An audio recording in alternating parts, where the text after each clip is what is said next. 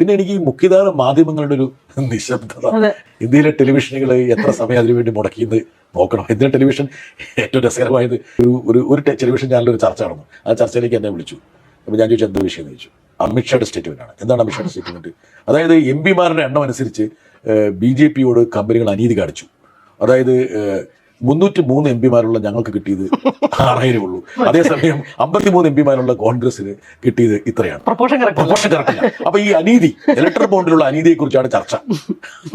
ഈ രീതിയിലാണ് നമ്മുടെ തെരഞ്ഞെടുപ്പ് ഡിസ്കോഴ്സും ഈ പറഞ്ഞ വാർത്താ അപഗ്രഥനവും പോകുന്നത്. ഇപ്പൊ യഥാർത്ഥത്തിൽ മീഡിയ ചെയ്യേണ്ട ഒരു കാര്യം, ഈ ഇലക്ട്രൽ ബോണ്ട് നൽകിയിട്ടുള്ള വ്യവസായ സ്ഥാപനങ്ങളുടെ തീരുമാനങ്ങൾ, ലൈസൻസുകൾ, അവരുമായി ബന്ധപ്പെട്ട മേഖലകളിൽ കേന്ദ്ര സർക്കാരും സംസ്ഥാന സർക്കാരുകളും നടത്തിയിട്ടുള്ള മാറ്റങ്ങൾ എന്താണെന്നും കൂടി പരിശോധിച്ചാൽ ഇതിന്റെ ചിത്രം വ്യക്തമാകും.